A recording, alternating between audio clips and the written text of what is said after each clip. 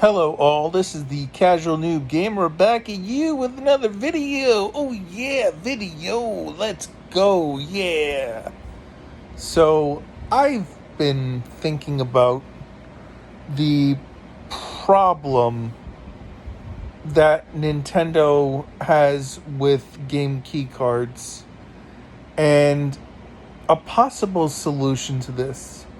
Now, I understand that a Switch 2 cartridge basically has a higher read speed than a Switch 1 cartridge. And rightfully so, the Switch 2 internal hardware, the internal storage, and the micro SD express cards run at a faster read speed. So basically, if you're going to play a Switch 2 game, you need to have a faster read speed for the game to be accessed on by the system. Okay, fine, no problem. Nintendo's solution to the cartridges, because the cartridge situation is going to get weird this generation, we're really holding on to that physical media that the industry is moving away from. Because basically, cartridges, capacity wise, the largest capacity that Nintendo has right now is a 64 gigabyte card that they can use for the Switch 2 games. And I believe Nintendo feels that 64 gigabytes is going to be the upper limit for at least them. And I don't think that they expect third parties to jump on board with this, which is why they've given the game key card situation. Now, a game key card is good because you can resell that game key card once you are done with it, as opposed to a digital game, either a code in box or just a straight up purchase from the eShop. So game key card is good for that, but it is bad in the fact that you have to download the entire game from a server and then use the storage on your system. So my question is this. Obviously, the game files that would be on the cartridge can't be put on a Switch 1 cartridge because you need to be able to access the data at a higher read speed that a Switch 1 cartridge would not offer, which is why you need a Switch 2 cartridge. But hear me out, this is my solution. What if Nintendo basically does what PlayStation and Xbox does for their games, in that if a game is all the files are on the cartridge, because the cartridge can store the files, whether it's Switch 1 cartridge or Switch 2, it's just in being able to access it. What if a Switch 2 game is on a Switch 1 cartridge, and if it is a Switch 2 game on a Switch 1 cartridge, the game will know to install the game to the hard drive of the Switch. So you're not getting the benefit of the game being on a cartridge and not having to install. You would still have to install, but for game preservation purposes, 20 years from now, that Switch 1 cartridge that has a Switch 2 game on it you would not have to worry about calling from a server to get the files. Now, if we did that and Switch 1 cartridges were back on the table, well, a few things. Number one, I assume that Nintendo is saying that they want the one Switch 2 cartridge size and they want everyone to either use it or don't use it. So it by in effect manufacturing those Switch 2 cartridges, eventually the manufacturing price will come down if enough of those are manufactured, which is why I believe they are only going with the one size. So that way the expensive cartridge that is needed for Nintendo to sustain themselves, since they usually guarantee games will be on the cartridge, then not enough people will be going into that, basically that pool, and making those cartridges eventually cheaper in the long run, faster. But you would have solved the game preservation issue of the fact that people are saying, well, these game key cards are not going to be worth anything once these servers shut down. Or let's say, for some reason you don't have access to internet anymore and you can't access your game, which is the same thing with a digital file, but the game would be stored on the cartridge and there would be different cartridge sizes, which would help the market of people who like to purchase. Now, I think that if Nintendo adopts this solution, I feel that they should still keep the rule of no more partial games on cartridge.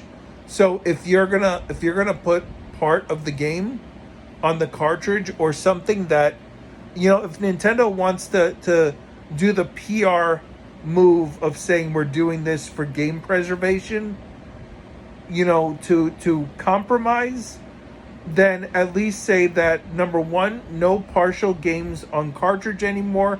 If it's going to be a partial game, just make it a code in box or make it a game key card, keep those there.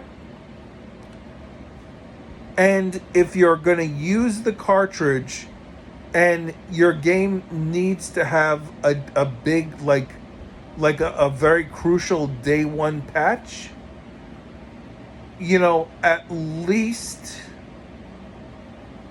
for, when those patches come on, add those to the newest production runs of those games, and preferably don't release a game on the cartridge if the cartridge basically is not going to have a working, functional copy of the game. I mean, that would be my solution, and I think that most indie developers who would love, for preservation purposes, to have their games in a state where, it can last the test of time, I think that would be a great compromise for people who worry about preservation. Obviously, if you're worried about using your file size, I mean, that may not be a good thing for Nintendo, because eventually when you start, chipping into that storage space on the Switch 2, and then people start realizing, hey, this is not a good storage solution, they may start complaining to Nintendo about something else, which is, hey, how come you only gave us 256 gigabytes? It's not enough. Which, by the way, if you, especially if you have a bunch of game key cards or a bunch of digital games, that 256 fills up pretty fast, especially if you're carrying over your old library. I had a 1 terabyte card on my Switch 1, and that thing, I was never able to keep a good majority of my digital games, plus physical games that had like updates or DLC or something. It was very hard to keep my entire collection on that card, and I'm still having to delete and not delete. Obviously, with a 1 terabyte, you can do more and hold more. I would say that the thing that you should definitely keep downloaded if you have no problem with a good internet speed to do stuff like that is keep games that you would like just on a whim, like, hey, I may want to play Fortnite, or I picked up WWE 2K, like, I want to jump into a few matches of WWE, so I don't want to keep re-downloading that every time I want to play that game. Plus, your memory on your systems, your memory that you purchase, and the memory internally, like, it has, I think I remember this from when the PS5 came out. They said that you can re-download it. It was a ridiculous, very high number, but there is a finite amount of times that you can keep reading and like writing to the storage solutions that you have, the SSD or the internal, or like an external storage on your PS5 at least. I would imagine that's just a general rule with most storage solutions. So yeah, that's my solution. Nintendo should allow Switch 2 games to be written to Switch 1 cartridges. The information from those cartridges will then download from the cartridge to the system, so also you don't have to use your internet connection if you don't have it, and then you could put it on the system, and then you would need the cartridge to use the game, kind of like the game key card, but basically you would have preservation covered. And like I said, Nintendo could start doing that, that what they used to do in the day with the Nintendo seal of approval. They could do the Nintendo preservation seal of approval, whereas companies that manufacture games that are on the cartridges would have the preservation seal of approval that these games are going to last the test of time. Now, obviously, games like you don't have that preservation aspect with games like from what I understand, Mario Wonder. Recently, there was some sort of update to the firmware of the Switch 2 that made Mario Wonder unplayable until they had to release a new update on the game.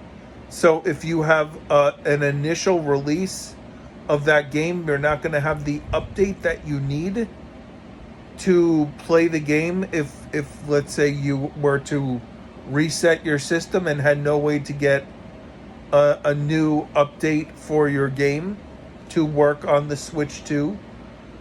Same thing, there was something with Mario RPG that there was a part in the game where you could get hard locked or soft locked. I forget what the term is, the proper term, where basically you couldn't progress through the story because there was something in the game files. So an initial run copy of that also would not have that. So I mean, it kind of would be silly to put that preservation seal of approval, because with certain updates and certain things can lose their basically their stuff, especially the Switch 2 without a day one firmware update to the system doesn't play backwards compatible software like Switch 1 games. So Yeah, there. I mean, preservation is it's a very complicated issue to understand. But the main thing is that I mostly think of smaller indie developers that there's no way they could budget in a 64 gigabyte cartridge. So they would have to either go all digital or get a game key card, which people don't like. And a lot of people definitely bought a lot of indie games on Switch physically for that preservation aspect of the Switch One. So this is just one possible solution that I have to the game keycard problem. Like, subscribe, comment down below of what you think or what you think that Nintendo should do. Obviously, I'm sure that they have thought about this well before the Switch 2 system came out and they decided this was the best route. I don't think they realized the backlash that people were going to be giving and making of it. Hit the bell notification to know when I put out my videos so you can be notified when I put them out right away. And you could watch them, get part of the discussion. That's the point of me making these videos, is to get a discussion going and also to get out my thoughts on these things. It's nice to, be able to jump on camera and get my thoughts out. Anyway, you have a great rest of your day. Later.